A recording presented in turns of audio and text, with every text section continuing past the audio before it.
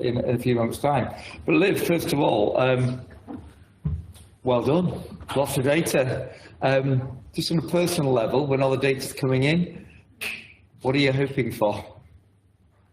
As much as possible. As much as possible. And also, for people, I actually really like when people email me and ask me questions or suggestions. Like this year, I had someone email me asking me about the gender category. They asked, oh, is there an option for us to report our trans employees? And I said, we don't currently have that metric, but it's something we're looking to add.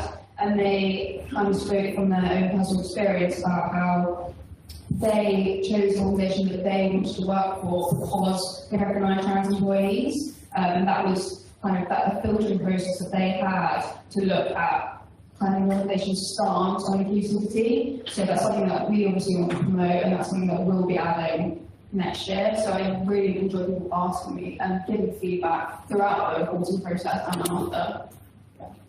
Excellent. Lots of questions coming through already.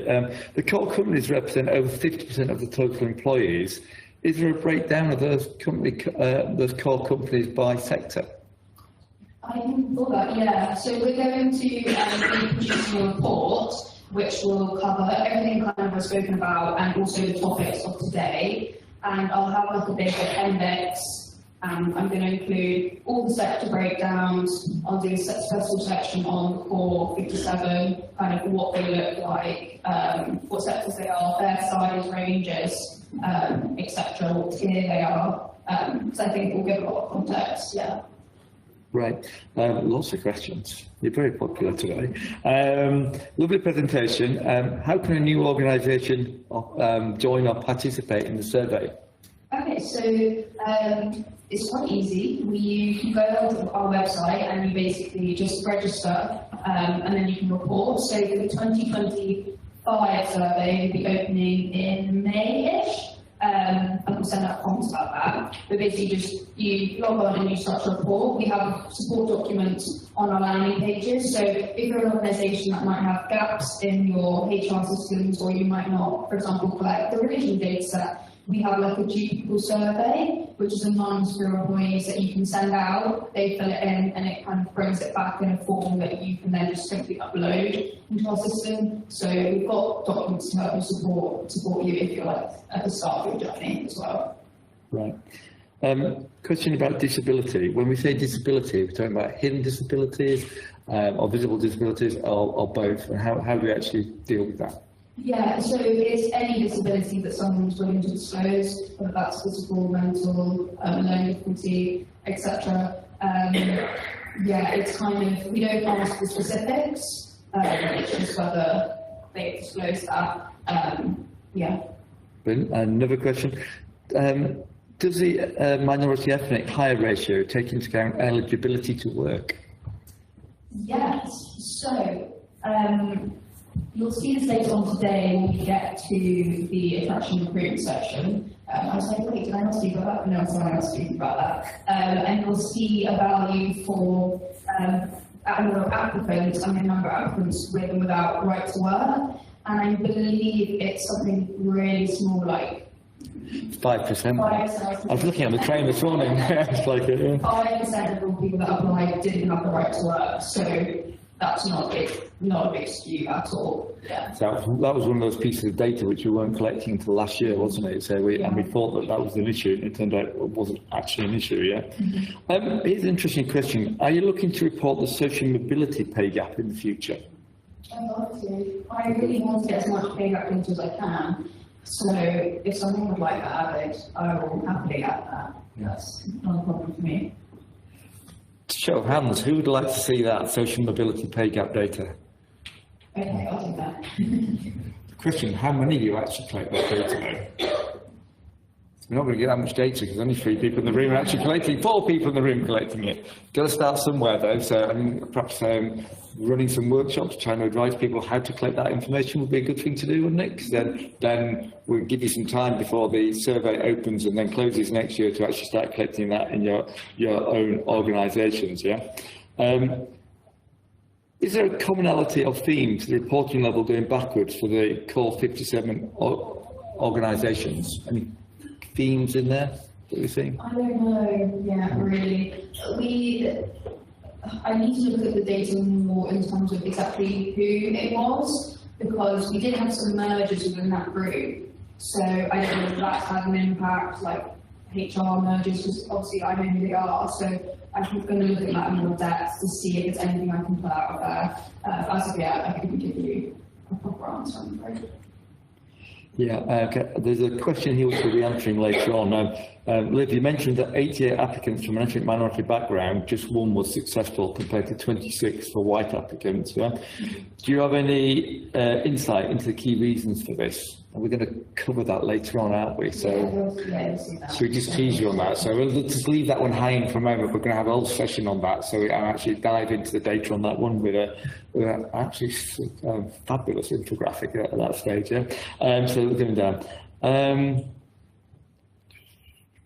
saw another question popping up here, which was really interesting.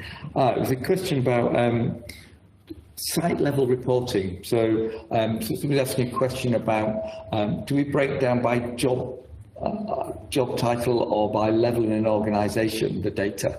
Yeah. So when we looked to add an extra column. So for those who were involved in the reporting process, a lot of the way that the data is uploaded is like this big Excel spreadsheet, which you upload in it, populates system, and each column is done by category, so like gender, sexual orientation, religious belief, and we added an extra one which was on-site or off-site, but no one really used it. So as we can kind of collect that data, we look at the breakdown of on-site, off-site. A lot of people did hit yes, so we need to kind of now, I think next year, say like how many of your staff were on-site, how many were off-site, how many were dual basis. So yeah, our initial method was really popular, so I'm going to try and find another way to try and cut that data so we can get more insight in that realm. Actually, that's a massive challenge for us. It's a massive challenge to the FIR programme as well, that I'm hoping to announce some new initiatives to reach more people on site. I think the FIR programme in general has been very good at reaching people, perhaps down to a site management level. But I think overall that we need to do more to actually engage as an audience. I think it's really important going forward. Of course, another question which is related to this, when you get a big data set like this, is you always want to cut the data in more ways. Do you have the ability to cut it in regionally as well? Because obviously across the UK we have quite differences in diversity in different areas. So we should expect in certain parts of the country we're going to represent the local population to see very different data. Yeah, so we asked a question this year, like where's your HQ, but we also asked about where you operate, so we can cut the data by region. I think that's something I'd really like to do next year, specifically is look at especially like how London differs to the rest of the country, and then other hotspots like Birmingham, etc., to like somewhere maybe like Cornwall, kind of see how the spread is different. That's something I think we've got, or by next year we'll have enough data to at least do a year's comparison. Yeah, so that could come, yeah. Brilliant. Two last questions, because I'm getting told to hurry up a little bit. Why do you feel that the unknowns are increasing? I think it's a mix. I think it's a mix of the breadth of the survey is increasing, so we're getting more organisations, and it's their start of their journey, which is no problem at all. I'd rather, as we saw for a lot of the tier 3s reporting first time last year, you kind of learn what you need to do, and then you replicate it the next year and you do better. But in the larger organisations, I really don't know why they're increasing. It doesn't really make sense to me. So it's something that I've obviously raised with you and like Tyra and Sarah, is that we need to find out from those organisations why their data collection is getting worse. Is there barriers that we don't know about? How can we support them in a certain way? Yeah, it's a bit unknown to me. They're unknown. Question here, do you think ONS is always a suitable comparison, or is it just the best available? I think, well, we can't use the ONS construction specific data set because it is tiny. They're using us of anything because their data set is like 40,000 people in the construction sector, so it's not really applicable, and we've dwarfed that already. In terms of onus as a whole, I think we've done a great thing moving more towards the working age, because that's what's applicable to us. Like, we're not only taking into account people who are retired anymore, or children. But I do think it is probably the best data that we can compare to out there. And people might say, well, it might be very unrealistic to be aiming towards getting to 50.8% women, but why? Like, let's try and get there. Like, we always want to be doing better, so let's aim for something high. Why should we just be thinking, oh, well, let's just do what we can? No, let's really push. I think it's a good thing to compare to, personally. Thanks, Liv. There are literally hundreds of questions. Thank you all very much for that. We don't have time to go through them all. Liv's going to be here all day, but we are going to be visiting revisiting these subjects in more detail in the 3 panels. So we're going to be representing the data in greater detail when we're looking at inclusive workplaces, when we're looking at recruitment and attraction, and when we're looking at inclusive leadership as well. So you get a chance to ask some of these questions again at that stage if we haven't answered it by then. But Liv, where can people get a hold of the data and the reports? When will it be made available, and how do they access it? So it will be a resource on the school, and we'll also do like a big press release. It will be done in February, so when that's done, we'll send it out to everyone, especially reporters will definitely get it, and it'll go out by the schools. If you attended this year or here today, we'll get that by email. And then also we'll be doing a webinar, maybe on some highlight areas that we didn't cover today, but that will be in your report in February as well. Yeah. Thanks, Liv. Thank you all.